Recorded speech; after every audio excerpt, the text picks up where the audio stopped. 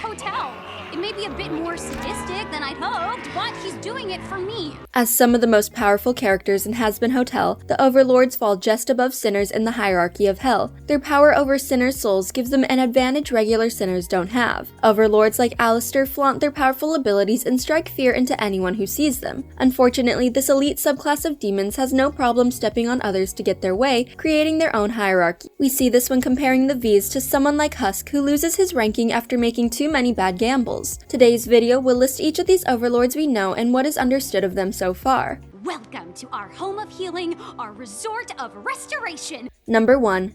Alastor. Alastor is the most seen overlord in Hazbin Hotel, known around hell as the Radio Demon. Throughout his many appearances in the series, Alastor has quickly become a fan favorite, with his double-edged smile and charismatic personality. Since agreeing to help Charlie achieve her goal, Alastor has kept his true intentions shrouded in mystery, only allowing a few pieces of his intricate plan to come to light. After getting closer to Charlie and everyone living with him, Alastor almost gives his life for them before barely making it out of his fight with Adam. Although the characters suspect him to have run away entirely, he subverts their expectations by returning to the hotel after taking time to recover. There's also a point in the episode The Show Must Go On where we learn that Alastor has seemingly made a deal with someone more powerful than him and is trying his best to break free from his contract. His mysterious nature keeps fans on their toes, making them wonder what the demon's future could look like. Although many of the overlords seem to dislike him, we hope to see more of the Radio Demon in the series' future. I made a deal with Alastor.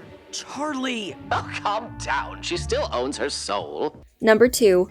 Vox. As Alastor's #1 enemy at the time of his first appearance, the demon in charge of his own broadcasting station is a fun character to get to know as we learn more about the Vees. Overly competitive, Vox's rivalry with Alastor adds a unique dynamic to the narrative, especially since their hatred for each other never ends, even in the final episode when we think Alastor is gone for good. Vox is seemingly one of the more powerful overlords left inside Hell since he could broadcast his news to anyone within the 7 rings. His alliance with Valentino and Velvet also allows him a cushion with his power since his strength is better with more people as support. With their goal of ruling over all of Hell one day, the fight between Heaven and Hell seems like the best time to claim their ruling. Since Alastor has agreed to keep helping Charlie and her friends, we will likely see more of Vox and the rest of the Vees since he has made it his duty to finally defeat his longtime enemy. We have a problem. Alastor is getting close to little Princess Morningstar. Number 3. Valentino. Just like every overlord owns their sinner's souls, Valentino is the same way. The only thing setting him aside from the other overlords in Hell is what he decides to do with the people he's made a deal with. His dangerous and harmful nature has ranked him high on the list of overlords as well, with the help of Vox, of course. His ties to one of the leading main characters, Angel Dust, will keep him as one of the main antagonists in the series next season. Since Angel is working toward redemption, Valentino will likely make even more appearances as Charlie continues helping sinners achieve a better life inside Heaven, considering he doesn't want to lose his most prized soul. Because I'm going to enjoy making you pay for it tomorrow. Number 4. Velvet. The final member of the Vees is Velvet, a designer in Hell funded by Vox. Since she seems to be the face of their company, a lot falls on her shoulders. Vox and Valentino become consumed by their personal vendettas throughout the series, making Velvet responsible for keeping them on track with their daily obligations. Her continued support for their company is needed in the next season since she's not afraid to stand up for herself or her opinion, as witnessed when she confronts the other overlords in Scrambled Eggs. Yes, I've got it handled, Vox. Are you doubting me? Really? Me? Number 5. Carmilla. Another important overlord we meet is Carmilla Carmine, the leading weapons dealer in Hell and a recurring character in the series. The first time we meet her is in the episode Scrambled Eggs, when many of Hell's overlords have a meeting and the woman gets framed for killing an angel. When we learn this is true, we see her true colors as someone who wants to protect the people closest to her. Carmilla's willingness to kill an angel for the sake of her family encourages Charlie to ask for her help. As they prepare for the final confrontation between Adam and the hotel, Vaggie approaches Carmilla for information, resulting in the pair having an intense training sequence where Vaggie learns the secret to defeating angels. Without her agreeing to help, Charlie and Vaggie would have never been able to hold off Adam and his exorcists. The second season of Hazbin Hotel will likely feature Carmilla since Vaggie seems to look up to her as a teacher and now Heaven may search for the person dealing in angelic weapons. Let's not talk about it. Mom, maybe he should know. Nobody should know. Number 6. Zestial. Although we only see him briefly at the meeting of the Overlords and Scrambled Eggs, we learn from Alastor that the demon is old and has been in hell longer than he has. His importance to Carmilla and the rest of the Overlords will be why he returns to the show's second season. Since the other sinners fear him just by seeing him, Zestiel and Alastor would make a good team. Unfortunately, the fight between heaven and hell isn't over yet. Zestiel's unique friendship with Carmilla would make his involvement with Charlie and the Hazbin Hotel fit into the series' narrative despite the bad things he likely did in the past. As one of Carmilla's close friends, the Overlord will surely make another appearance before the series finale.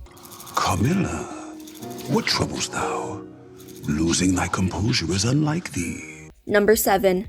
Rosie. Having only met her before the series finale in Hello, Rosie, Rosie presents herself as someone who used to be close to Alastor. When Charlie returns from heaven with nothing but bad news, the radio demon decides to look for help in a place he used to visit often, relying on an old friend. As the leader of the cannibal army of Hell, Rosie is quick to allow Charlie the chance to lead them to battle, which, of course, the Princess of Hell succeeds at. During the episode's song in Cannibal Town, Alastor briefly mentions using Charlie to benefit from her power by acting as a confidant and advisor. Since Hell has been saved from Adam thanks to the cannibal army, Rosie will likely visit Alastor in future episodes and may even lend him a helping hand when the hotel needs it again. Alastor! Where have you been? These holes really lost some of their sparkle without your lively... Number 8. Zizi. With little to no speaking lines, Zizi isn't someone fans usually think about when imagining the Overlords of the Hazbin Hotel universe. Although her importance to the series hasn't occurred yet, the Overlords are likely to convene again in a meeting to discuss everything that has happened with Charlie. Their meeting will allow characters like Zizi to explain more about themselves and possibly even become recurring characters. What the hell? We literally just got here. Number 9.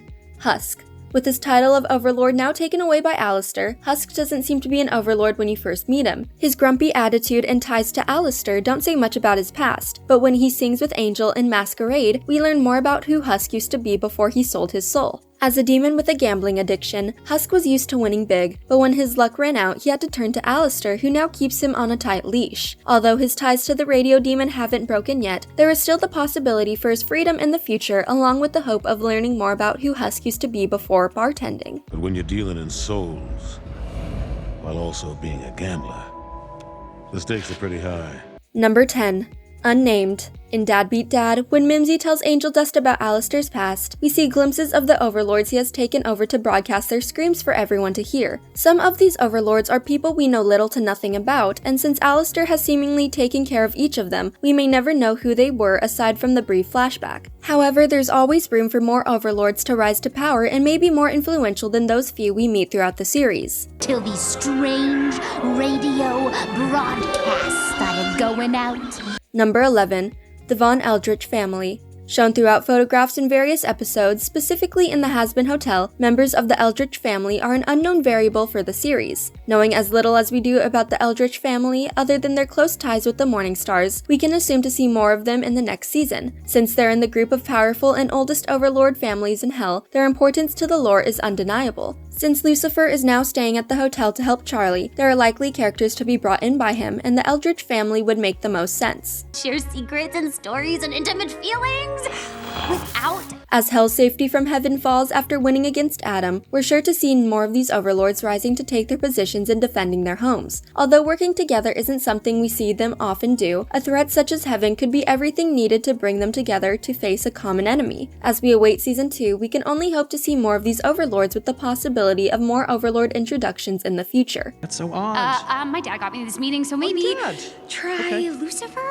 Thanks for watching. If you enjoyed this video, be sure to hit that like button, subscribe to our channel, and turn on notifications to stay updated on our uploads. She killed an exorcist in the last extermination. She knows how they can be harmed.